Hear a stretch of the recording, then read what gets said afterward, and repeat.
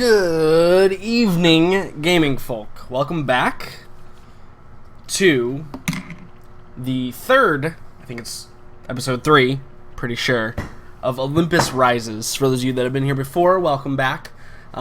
We are excited to get started here in just a few moments. For those of you that are new, welcome. I hope you go back and watch the first 2 episodes prior to this, or if you came from the first 2 episodes, welcome to the live show. Today, we're going to be playing some Stars Without Number, and with that, we're going to be finding out if the party can incite a civil war and get all themselves killed. Because that's what happens when you start civil wars. Everybody dies. So, we do have a little bit of news today. We will be having one player who will be making it late. Unfortunately, Devin has some pre-America Day celebrations that he unfortunately is committed to attend until about halfway through our session. But that's okay, because the part of Fortune will be played by yours truly, and I'm always great at playing other people's characters.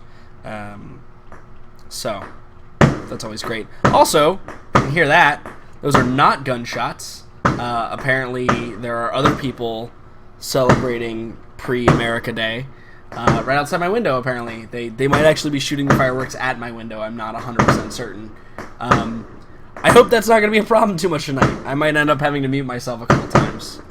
Because I think they just spent $1 million in fireworks just now. So that was pretty great. But without further ado, I'm going to go ahead and turn on the sound for all of our other players, so we can see what they've been doing all week, because that's always one of my favorite parts about the whole time. Hello, players. -1. Oh no, are there gunshots again? Yes, no gunshots, just a lot more fireworks, and they appear to be shooting them at my windows today. Yeah, I hear the Civil War has begun outside your apartment. Right, yeah, exactly. That's actually exactly what's going on.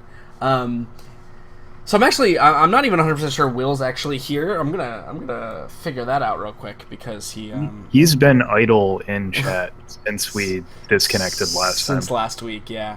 That's okay though. We can figure this out real quick. But in the meantime, Megan, I know we talked with you just a couple days ago during Siege, but for all the fine folk on the internet, how have you been the last week? What have you been up to? I've had a pretty uneventful week, except for about 10 minutes ago when I locked myself out of the house and had to break into it just in time for the show, so that's good. When you say broke, what exactly does that mean? Luckily I left one of my windows open, and so I had to, so because our house is like newer, we have like all the fancy anti-theft things on it, and so the screens have this little pull tab that you have to pull from the inside to actually let them pop out without ripping them, but So you I had did to rip it and then pull the tab and then pull the screen out and then get through the window. Yeah, so that all just happened. How much does that screen cost? It's a small rip. I don't think we'll even have to like do anything to it, but it's fine. We're good. I peer, so that happened. Other than that, not a whole lot to report. Luckily for you, you're tiny enough that you can actually get through a window. My fat ass, on the other hand, would be struggling. Well, see, here's the thing. The windows also have this little feature that won't let you push the window up any higher because of that exact reason. Right, because anybody could just break in.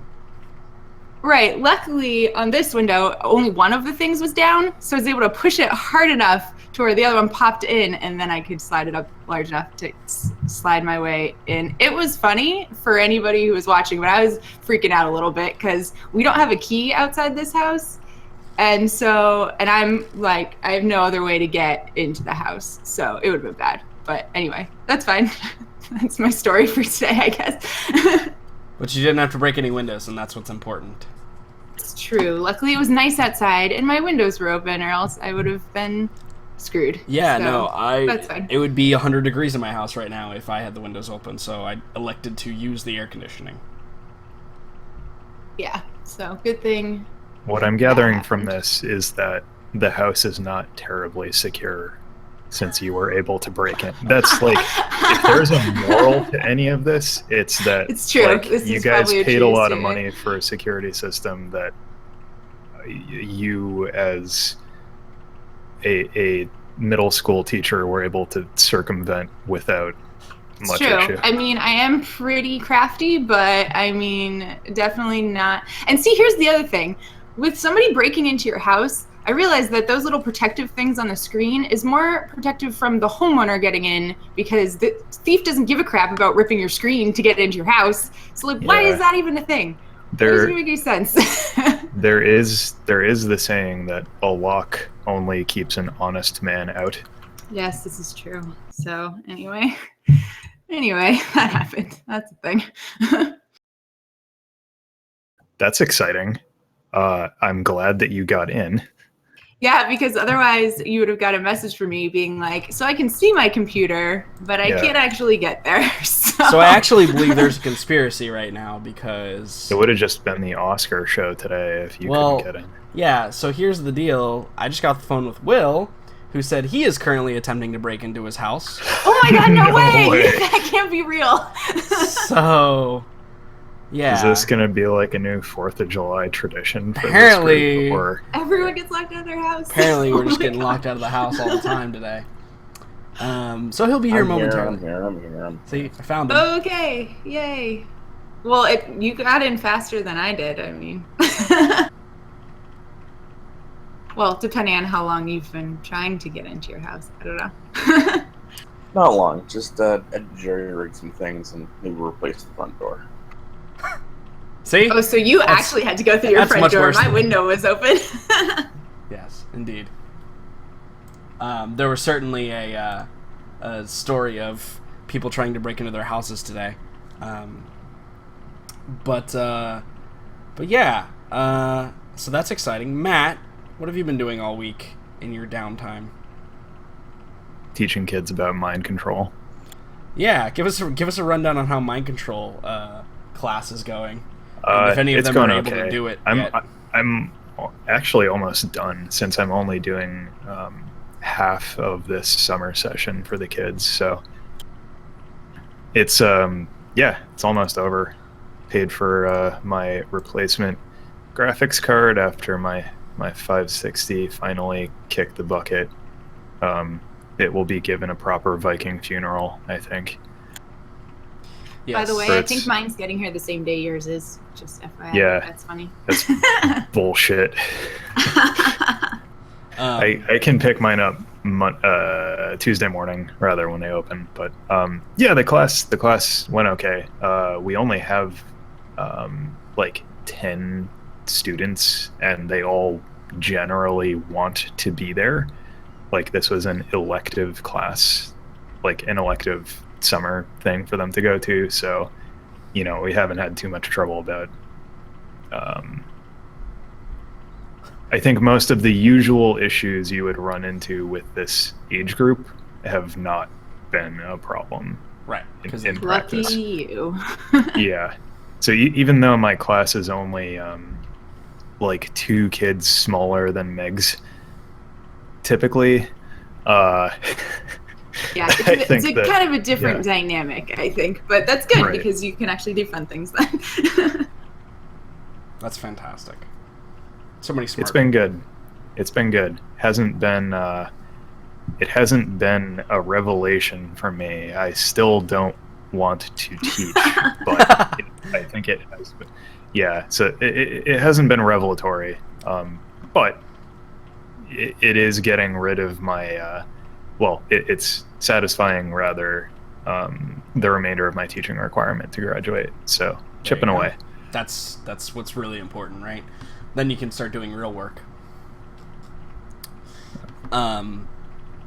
Will, are you awake / here enough to tell us how your week has been? I've just pretty much had a really long week. Yeah. Day 6 nonstop tonight, work. yeah? Yes. day 6 tonight. Oh, jeez. Day 6 is 12. 6 of 12, yeah. For those of you that don't know, Will and I work at the same place, and as I'm walking into work this morning, I look and I see Will's car, and I'm like, the hell is he doing here? Because we have the same days off, but he works grave shift, so he would not necessarily be there on a Sunday morning. Turns out he's just, being a real trooper, working for the man. Wow. You getting for it. cashing in on some overtime, or is that not a thing for you guys? I'm getting the overtime. It's the only reason I'm struggling through this, honestly. Yeah. And now he gets to play games with us, which is, a bonus. Devin's week has been pretty good, apparently. He's celebrating 4th of July. As I told the stream, but I'm not sure I actually mentioned it to you guys yet, he will be delayed. 6:30 he thinks is going to show up, so, maybe before break. But that's okay. I'm used to dealing with that kind of stuff. For me, my week has been going fairly well. I've been aggressively eBaying lately. What does that mean exactly? What have you been searching for? No. Aggressively selling stuff on eBay. In anticipation of getting a fund going to eventually pay for things for my computer and also more other things that are not necessarily in the budget. Made a whole spreadsheet, or got help making a spreadsheet. Me and my significant other tag teamed on that. But yeah, that's essentially what I've been doing most of the week. But I made a ton of tokens for this game, which does not mean anything for your health in the future. How much are you charging per token on eBay?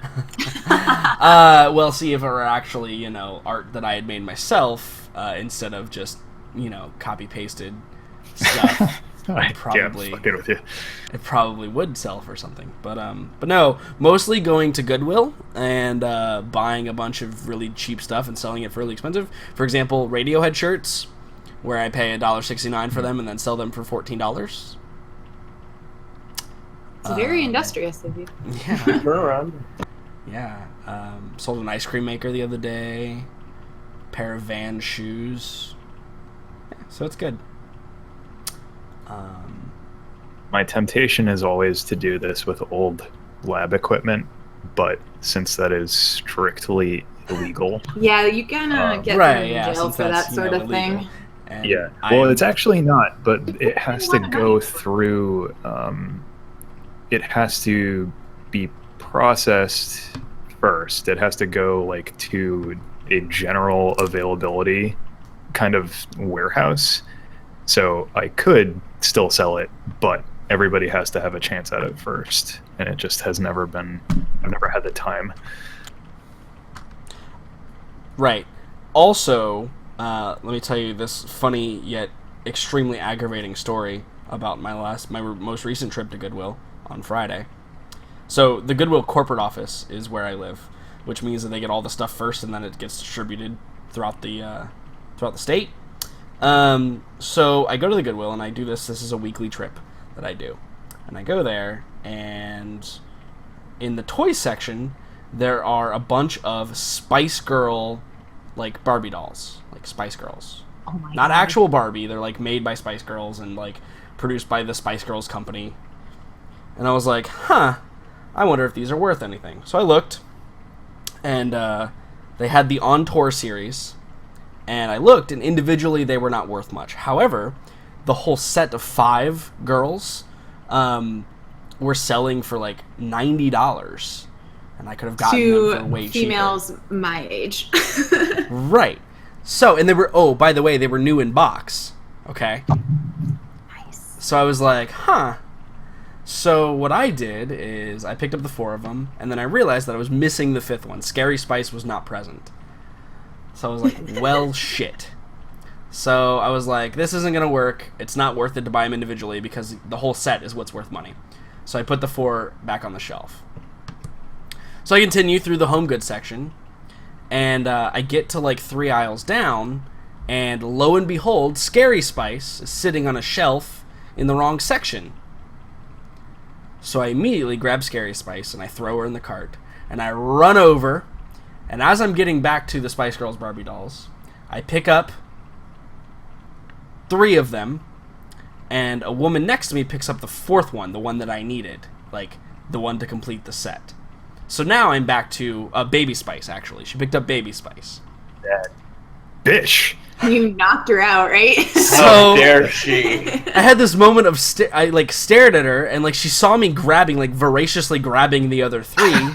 So she must have assumed that they were like worth money or on sale or something. Instead of fucking Goodwill, everything's on sale.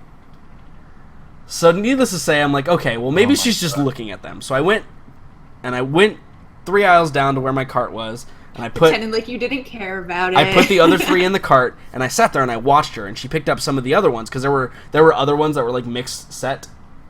She picked up some of those, and she walks, and she's walking around. She's like got them in her grip, and I'm like, shit. She's actually gonna go buy those. Like she's got a little girl at home. She's gonna go buy them for her, whatever. I see her go all the way up to the counter. She's standing in line with them. I'm like, ah, fuck. Okay, whatever. So I put the other 4 back because again, remember, 4 is not worth it. So then what I do at the Goodwill is I get a whole bunch of shit in my cart, and then I look to see how much it is because of that exact reason. You got to put all the stuff in your cart so other people don't grab it, and then you look at how much it is, and then you go put it back if it's not worth anything. So I go through that whole process, another like maybe 30 minutes or so, and then I finally pick out the things that I want, which I got some really cool like handcrafted clay mugs that would sell for pretty well. That's another thing. But anyway, so I get up to the counter and I'm in line, and I see sitting on the counter is fucking Baby Spice. And I was like, holy shit, she actually left it at the counter. And I was like, I'll be right back. And I ran to the back of the Goodwill. None of the rest of the Spice Girls were there. Dude, it wasn't meant to be. No. You gotta let it go. Yeah, right, exactly. That's exactly what happened. I walked back to the register dejected and said it must be fate that I was not destined to have these Spice Girls dolls today. So I'm just gonna go ahead and say of the phrases I expected to hear during this session, that is not. It wasn't on the list. Yeah. What a great I desire thank for you for Spice that. Girls. I thank you for that. But yeah. I picture somebody like my brother walking around Goodwill, holding Spice Girls dolls, and then also running back and forth to get other ones. And that just, I mean, that image is just fantastic. I think that's wonderful. not only that, each time you see them with a different combination, they're more frazzled and like holding different numbers of them and like going back and Yep. This is a true story, by the way. This 100% That's happened. It's a great story. But ask me about almost any handbag and or purse in the world, and I can tell you how much it goes for on eBay currently.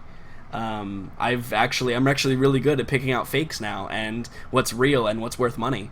Because I don't know if you know this or not, but women are apparently obsessed with bags, and just absolutely love to buy them online for cheap. This is something I'm aware of, yes. So yeah. So let's talk about space. Why please. Let's. Although the Spice Girl story was pretty great, I'm not gonna Yeah, it was perfect. Oh, yeah. It was a good 20-minute intro where we each got to say what we did, and then I told you about Spice Girls and the history of Goodwill, apparently a little bit. That was just gold. So space. Indeed, that's recorded for the ages, by the way. So, just so you guys know. Are you sure you don't mean the Space Girls now?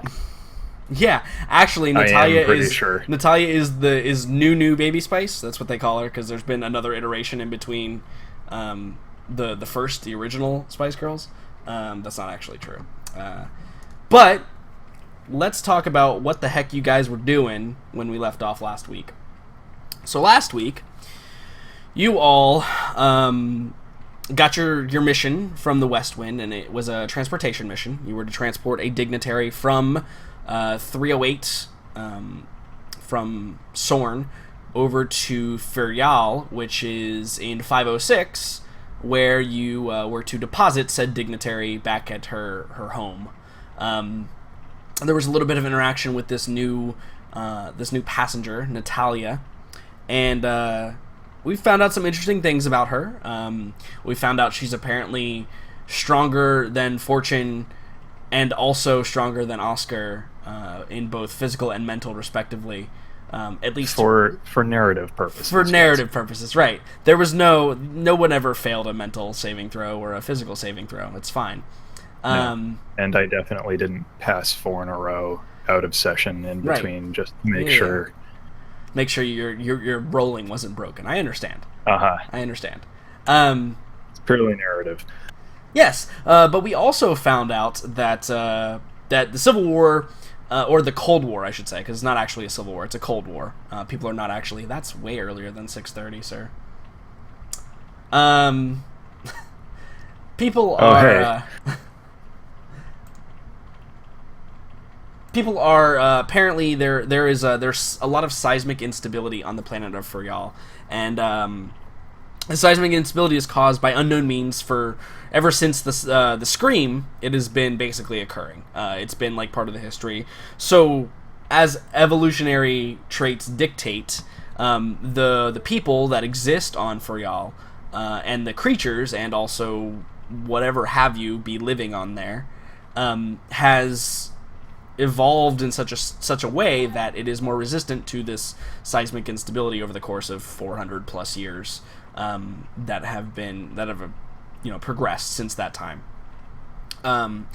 However, as you were approaching as you entered the system, enter 506, Natalia received a message that the capital had been struck by a particularly nasty earthquake, and there was a lot of people injured and hurt and dead. And essentially, the capital had been placed under a state of emergency by the president of the Shushu group, which is the faction that Natalia belongs to.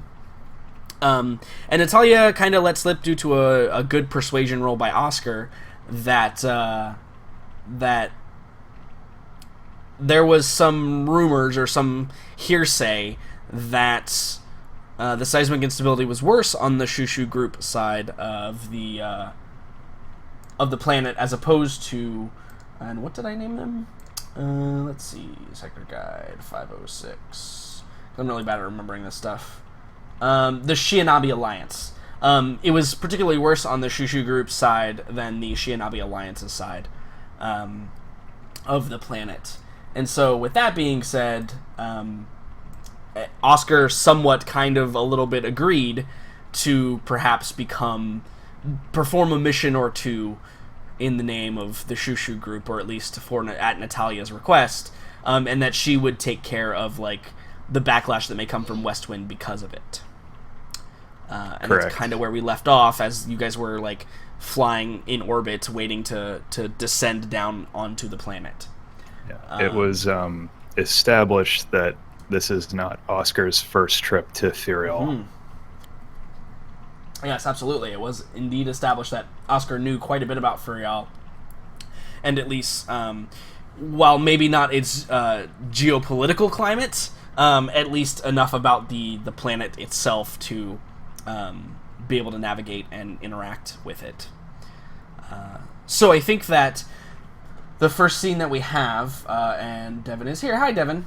Hi, I made it. So I'm proud of you. Yay! It was great. Also, random question: is anybody else getting a random popping noise from Jordan, or is that just me? That would be you. I think it's just you. Yep, Yeah, just okay. you. The America celebrations have ceased for right now, so it's Normally, it's not on Yeah, my end. but yeah, not right now, earlier- actually. Earlier in the session, we would have agreed with you Let me because check fireworks, Discord but real quick. Yeah, I have no. I don't think I think I'm good right now, which is surprising because normally I'm not. Normally there's some shit going on my end that just makes everything horrible for everyone else.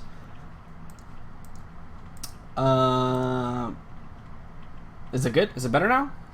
Oh, that's much better. Yes. Okay, cool. Devin, let's backtrack real quick. How's your week been? Did you also have to break into your house? Is that why you're late?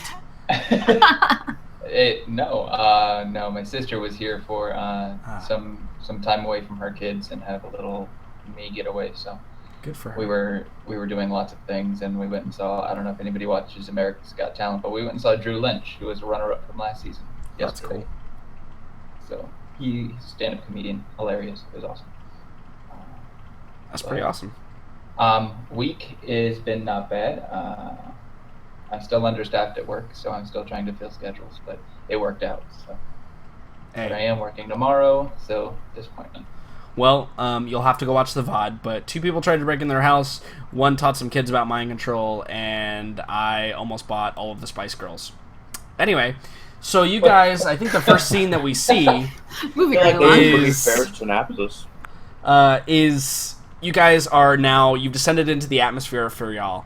And Furial is kind of it's a temperate planet, so it has all of the different biomes that Earth would have. Just based on its current, it's actually fairly inhabitable. Besides the fact that there's massive earthquakes that occur and the ground opens up and swallows people.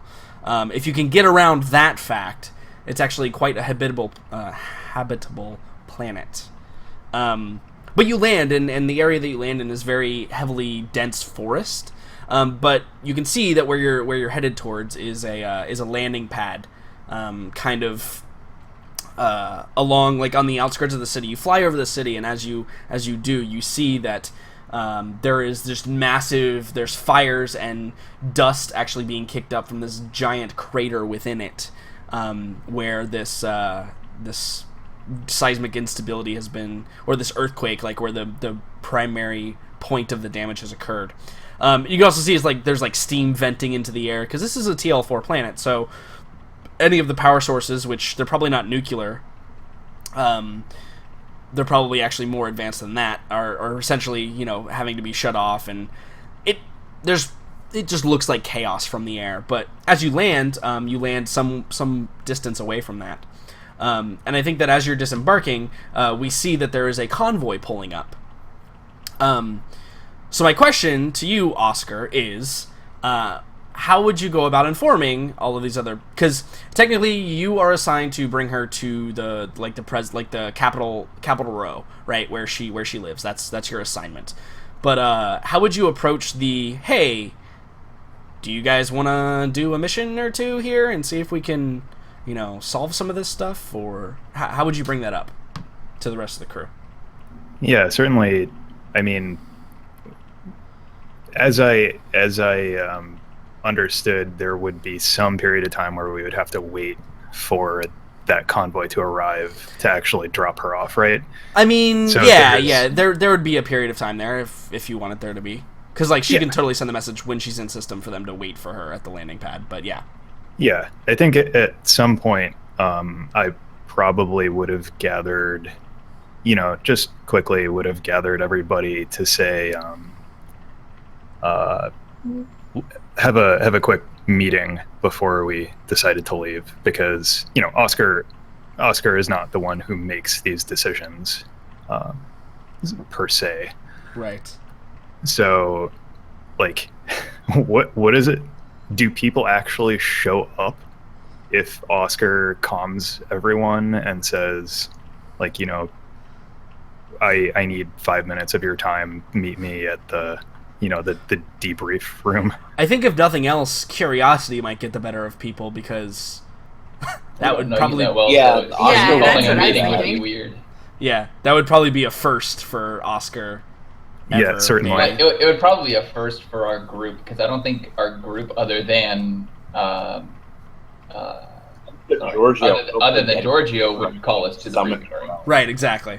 We would probably just walk around the ship until we found the other people and then talk to them where we found them. So we'd probably show up like, what the hell's going on? Yeah. Okay. Or at least I would. So if everyone shows up, he would wait, maybe give it 10 minutes, and he would just get right to the point, saying, I spoke with Natalia earlier. She indicated that there would be extra work for us if we were interested in pursuing it. Perhaps it would be more complicated than this escort mission we took on, but she's extremely influential. It could be profitable for us. What kind of work? The sort of work that she cannot draw attention doing herself. Oh, that's fine. Investigating this conflict. Well, let me just make sure there's no other Claris group members involved in either side first, and then I'll be fine with that. As I understand it, this is intelligence gathering as of yet.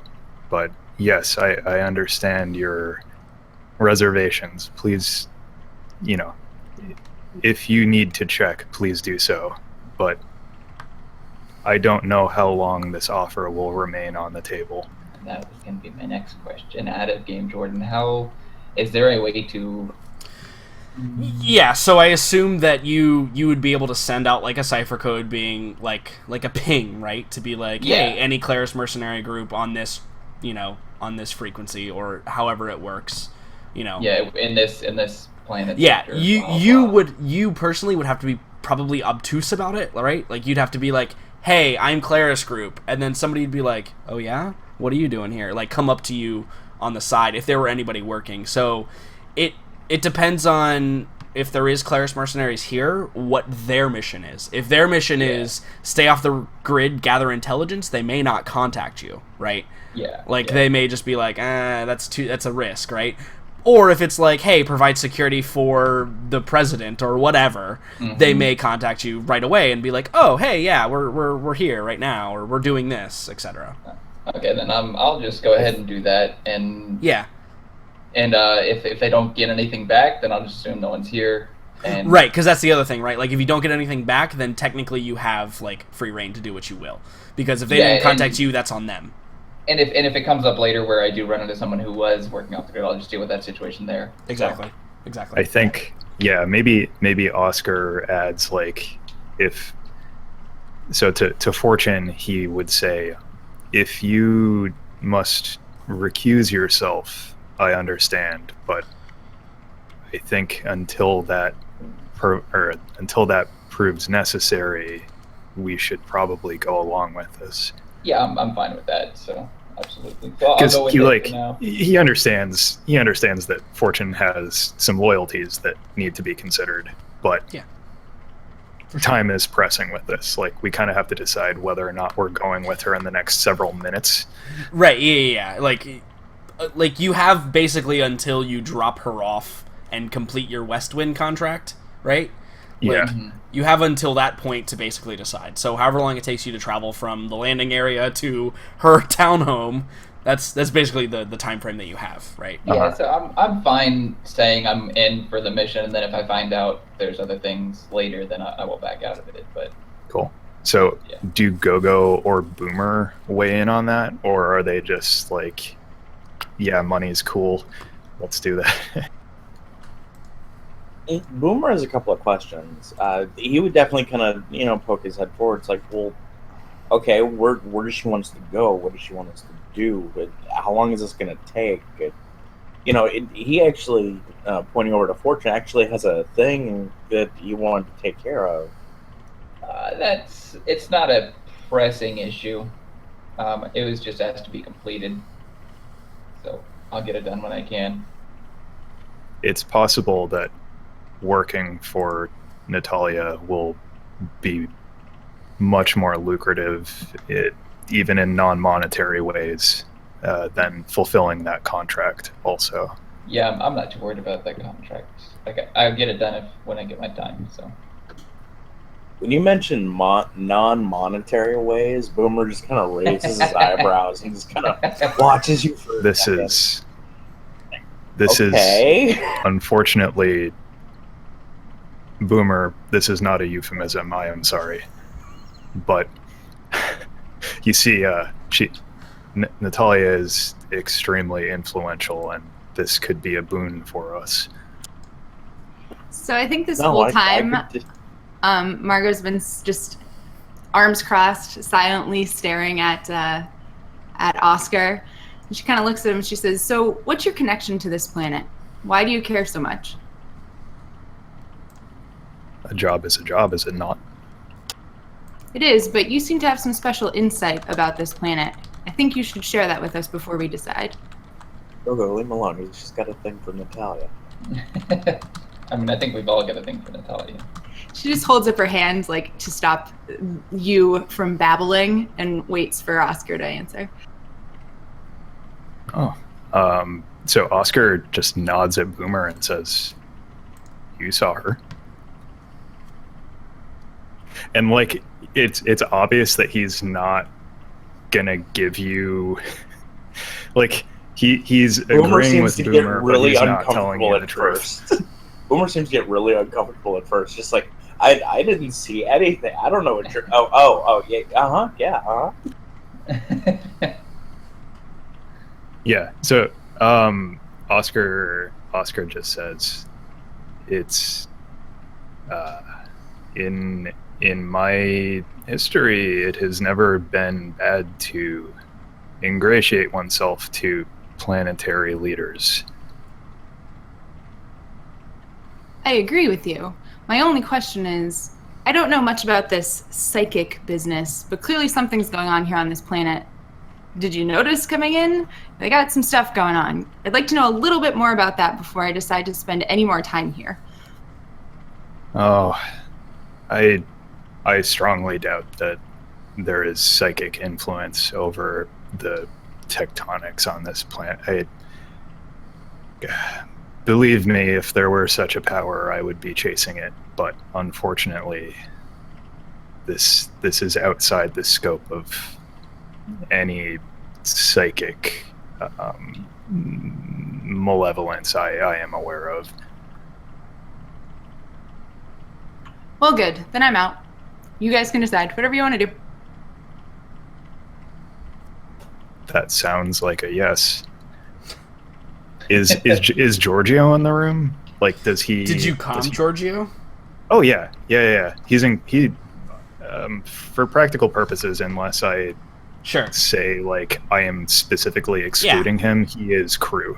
Sure, yeah, Giorgio's in the room then, and he's probably just been like kind of like sitting. He's probably like, so it's clear from like the beginning, like you guys are talking and this is your guys' business. So he's kind of been maybe sitting in the corner of the briefing room, just like tapping away on his data slab, and he kind of like looks up and he's still typing, and he's like. So yeah, he looks up and he just notices Oscar. You know, it's been quiet for a few moments, and Oscar is staring at him. Right. Yeah. So he looks up and he's like, "I'm sorry. What was the question?"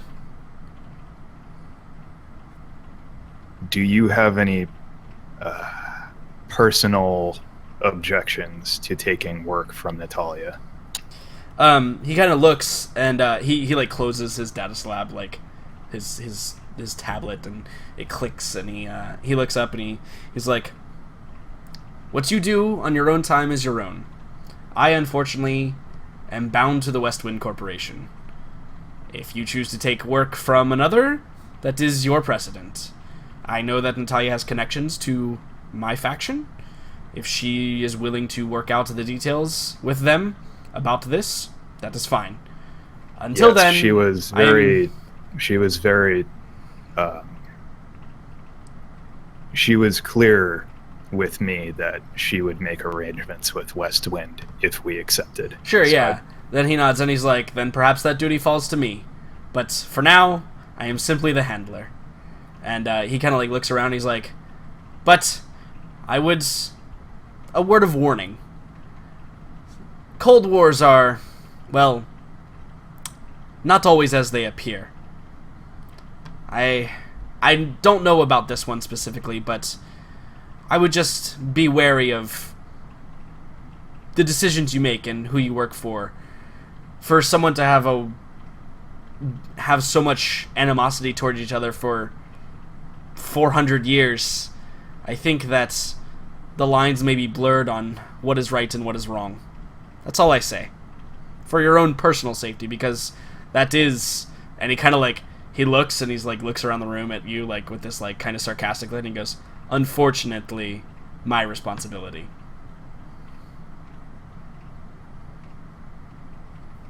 Yeah, Oscar accepts that, so he nods at him, and then maybe he looks around the room and says, "We are in agreement then. Let's not keep her waiting." Giorgio, out of curiosity, do you have any other work lined up for us yet? He shrugs and he's like, "Work comes when we get back. The way that messages travel, I won't hear anything from Westwind for any." He like checks his compad and he's like, perhaps another 14 standard days, if anything. In a practical sense, this is probably the best use of our time. Right, and like he goes, he's like, taking remote work is possible. I can see what I can do, but it appears that I'll need to make some considerations for whatever Natalia has planned.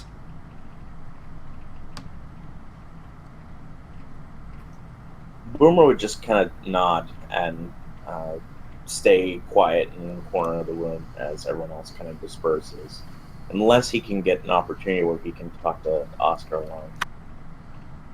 I think that would not be hard to do. Yeah, I think you could create that opportunity fairly easy. So where do you like Oscar probably at his like room or like prepping to disembark or whatever, and Boomer you just like come up and knock on the door or whatever? I'd probably catch him as everyone was kind of gathering their things, getting ready to go out to the convoy. Yeah. And just kind of just do one of those really odd things where you'd actually come up to Oscar and just do the very human tap on the shoulder and then like gesture towards like a side corner. You do the sideways neck move.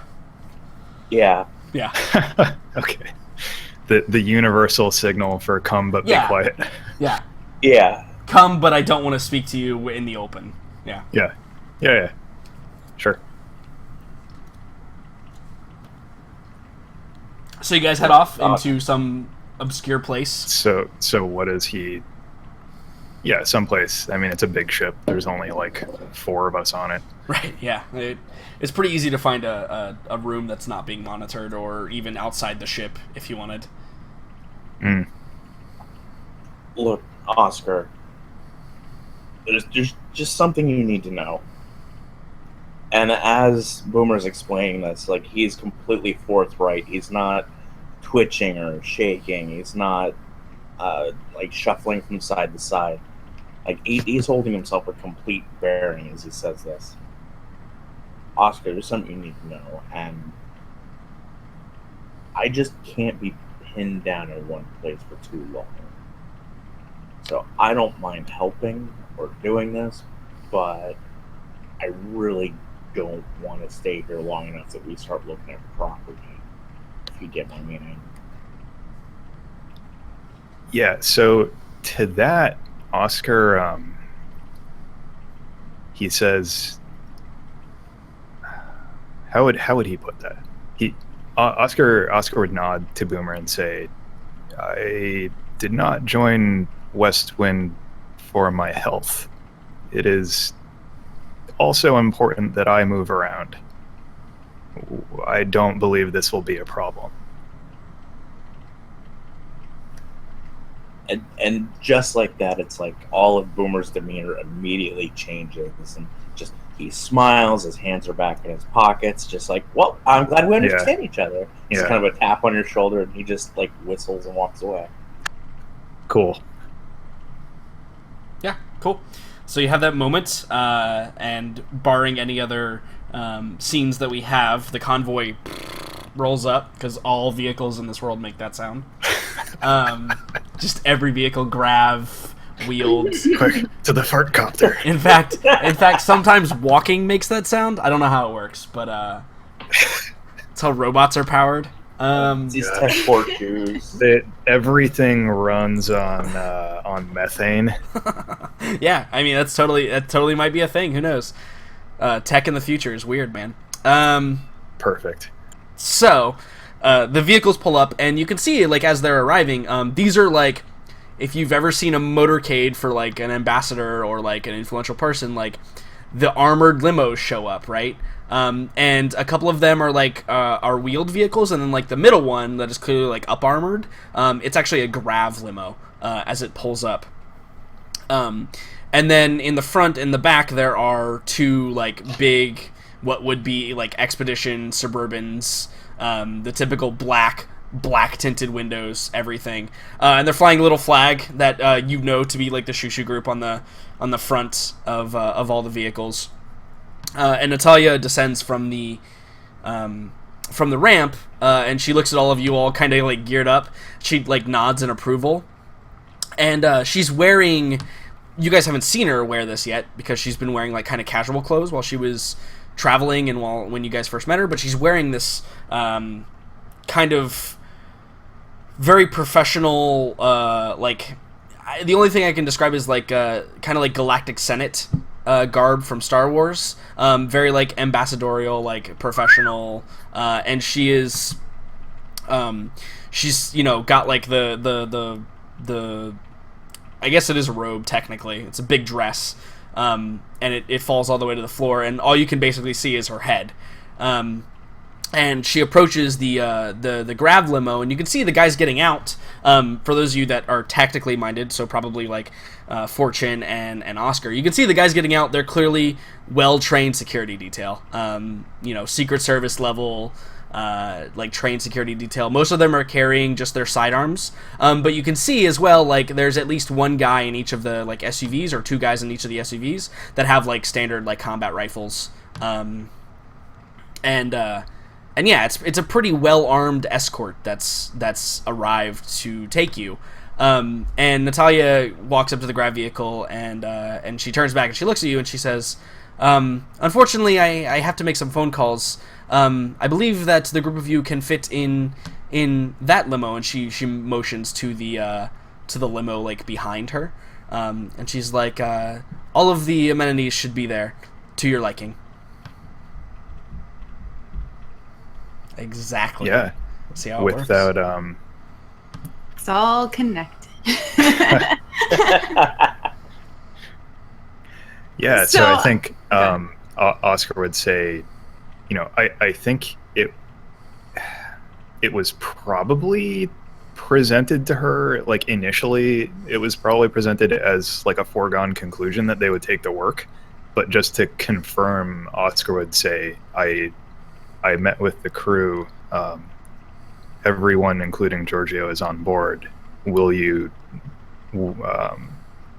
I hate to add to your list of calls to make, but please work with him to make arrangements with Westwind. She nods and she says, "Yes, it will be taken care of. I can assure you of that." Oh, yeah, he's not worried. He's just, this is his business. This is right. Like, yeah, and this is just opposed procedure, opposed to what you guys are used to, like from the ship too. She's using like a more formal speech tone when she's speaking to anyone currently. She's clearly like taken on another persona, right? And it's a little bit strange to you guys because you've been traveling with her for what, like 21 days. So, like, almost a whole month, you guys have been traveling with this woman who you've, like, kind of known up to this point. Like, you've gotten to know. She made it a point to get to know you guys. Like, that was a thing she sought out after. But now it's very informal, very impersonal. Like, whatever, like, friendliness was there is gone and replaced by very business-like, curt kind of demeanor. So you guys, I assume, go to the limo, and Giorgio joins you, obviously, because he's got to go too. And you guys start to roll off. And you see inside of the limo, there is like a map, and it's got like a GPS, right? And it shows you this. Cool. So as we can see, bourbon here, and anything is a good combo. Just so you know. So as we can see, you guys may not have known this before, but the capital city is called New Wuhan, and New Wuhan is the capital of the Shushu group, or at least this side of the planet. Because as I described last session, the planet is essentially split down the middle, basically from the North Pole to the South Pole. of the planet, and one half is considered probably the eastern half, is the Shushu group, and the western world is essentially the Shianabi Alliance. So, you can see here on this map that the landing area located up top, in the top left-hand side, that is essentially where you guys have landed, and you guys have to take the roadways all the way down to Capital Row, is your final destination. So we're basically going to be following the river. Yeah, so essentially you're going to be following along the river, along the roadways. But you can also see that on the map there is actually, it's like blinking red, if I can't make it blink because Roll20 just doesn't do that. But yeah, you can see this emergency zone is like blinking red. And you can see there's like news reports like popping up from the zone, kind of, very sci-fi. It's all basically a hollow screen, right? So like these news reports are popping up and you can see they're all muted. But like if you wanted to, you guys have full control. There's nobody else in the back of the limo with you. You could like unmute and like listen to the emergency reports as they come in, if you wanted to. I would definitely want to do that. Yeah, right. Likewise. Yeah. So you guys like look at one that looks like, because you guys decide on which one you want to listen to, because there's tons, right? And they're cycling through. It's like on a cycle where you see like one station and it'll go all the way around, and then there like 4 or 5 more stations will pop up, and then that station will come back around. So you choose one, and you tap on it or select it, however the input works. Hey, Jordan. Yeah. I'm sorry to interrupt, but something Boomer's actually going to do is upload his data slab to the local network. And he's watching all the news channels simultaneously. Right, yeah, absolutely. And absolutely. That's just how Boomer processes all the information. Right, he's putting it all together himself. Absolutely. So you can see it's general, like if you've ever seen a natural disaster on Earth. All the news stories are essentially covering the same thing, but like from a different perspective or like a different angle. But you do start seeing like numbers pop up, and they're in the thousands of people either affected or dead or injured or missing. Apparently, the expansive damage that was caused, as you can see, it's basically like an entire quarter of the city was affected by this rupturing of the ground. But the big problem that it appears that like the big problem that everybody is reporting is how this rupture is going to affect the waterways in the area, right? Because there's a lot of pollution and stuff that was essentially broken up and is now spilling out into the streets, and nobody can get to it to clean it up or to address it properly. So they're all worried about the lake in the middle, as you can see, the lake kind of in the middle of the city here, and also the riverways that lead downriver to the different locations. So that seems to be like a common theme that everybody is kind of worried about on the news. They're talking about how they're gonna like water's already being imported from X town, Y town, etc., etc. And yeah, so again, there's thousands and thousands of people that are affected by this, and it's being claimed to be one of the worst natural disasters or the worst earthquakes, because it's not, at this point they're not even natural disasters. They don't even call them that because they're common enough. They're commonplace enough. Natural in quotations. Right, exactly. This particular quake registered one of the largest ever recorded in a city zone, like in a part where the city, because the cities, as I said, the people have adapted. The cities are generally located on like off of the tectonic plates, because like with TL4 equipment you can easily tell where the tectonic plates are in whatever planet. You can just scan and basically have that information. So the cities are specifically built in locations that are supposed to be as little affected as possible by the quakes. Yeah, and probably like I would imagine the architecture is built so that it can withstand, like it'll sway a little, or people. Right.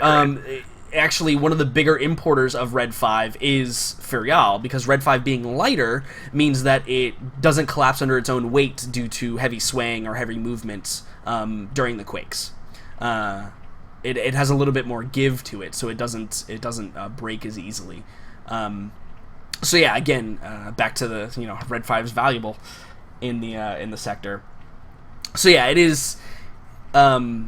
All that stuff you've ever read about disasters on Earth are essentially popping up throughout this emergency zone. And then I think that as you guys are getting closer, you start to drive through you actually make it into like the city part, and you can see that the streets are fairly empty, and the buildings, as I talked about earlier, they're built kind of lower to the ground, so that they don't have as much height. So it's kind of like a weird, almost flat expanse of buildings with some taller ones, obviously, in the backgrounds and stuff. And yeah, so as you guys progress through the city, you can see there's not a lot of people out. There's not a lot of people like with shops open, stuff like that, probably due to what happened, right? And as you guys progress, you can see though that this is, I mean, it's very clearly Tech 4, right? Like the buildings are all like clean, and there's not like a whole lot of garbage or refuse in the streets. But as you guys get closer, you actually head over the bridge of New Wuhan right here. Can you remind me like what sort of biome this is? Is this so this is a very cold or it is a temperate planet, so it contains all of the biomes that would naturally exist on Earth, because Earth is a temperate climate. Sure. So the farther in the northern or southern hemisphere you get, the colder you get. Wuhan is located relatively close to the equator. Think of it's kind of like a rainforest. It's I could compare it kind of the Amazon or like it's probably pretty close to China, actually, believe it or not. It's pretty mountainy, as you can see by like the rivers, the way they curve around. But it's pretty mountainous, but it also has a lot of vegetation and growth around it. So as we're driving, Oscar is feeling quite at home. Yeah, absolutely. Here. No, you absolutely would feel at home here. And also like things grow bigger here, right? Because trees that are larger have withstood the seismic instability on the planet for for 400 plus years. So you don't get to be a big tree if you're not if your roots don't go down pretty far and you're able to withstand that kind of force. But a lot of it has been cleared, obviously, for human development, right? So you're traveling across the bridge, and you can see that the bridge is it's actually a pretty impressive display of architecture. It's massive, first of all, and it is suspended, and it has these large. Not only does it have the suspension, it's the suspension bridge, obviously, where there's these 2 or 3 towers in the middle of it that obviously have suspended, but underneath of it, as you're approaching it, you can see that there is these large, essentially gravitational boosters underneath them. So in the event that the suspension collapses, the bridge can actually still maintain altitude because of these huge industrial size grav fields that it produces underneath it. Which that's almost unheard of. Like that's technology that is probably beyond regular tech level 4 stuff, right? Like just to keep that powered is probably a huge drain on the power grid. Like there's probably a plant specifically dedicated to keeping the bridge up. Like that's it. So it's not it's typically a regular suspension bridge because it's not a sustainable thing. Like that's purely an emergency backup. Correct. Have that. It doesn't elevate via the gravitational boosters all the time. It is a suspension bridge, but in the event of emergency, somebody flicks a switch and the bridge can become basically a grav bridge, which isn't like, so I shouldn't say it's not unheard of, because grav bridges totally exist, because grav vehicles exist, but it is unheard of to have one of this size, because of this is the capital city, and the amount of traffic that goes across it is essentially like a 12-lane highway, right? And the amount of traffic that has to progress to and from it obviously has to be much larger than your average. I doubt any of you would have seen anything this scale, at least, before. Even you, Boomer. I believe it. So as you guys get across the bridge, you notice that there is a lot of traffic, obviously, on the opposing side of the bridge, attempting to flee that part because it's very close to the emergency zone. And you can see it's just backed up for miles. Like as you crest the bridge, you can see that the traffic just goes all the way down in the city, and it's also the first time from the ground level that you can see the destruction of what's going on, and you can see that there is, again, that kind of plume of of just industrial like waste steam being just shot into the air because nobody can control it, right? Like I said, like they're having problems, according to the news articles, they're having problems getting to the sources of these and shutting them down, because that all typically has to be done like from the source, or even if it doesn't, the area is so vast that it takes a while to actually get those shut down. Traffic is obviously like clearing for you guys, because you guys are a motorcade and you guys have the lights and the sirens and all kinds of stuff.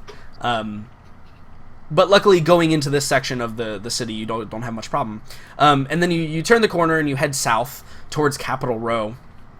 And then I think on the news, all of the news channels that you were seeing, they all cut off, and just one pops up like over the whole holo screen. It gets rid of the map.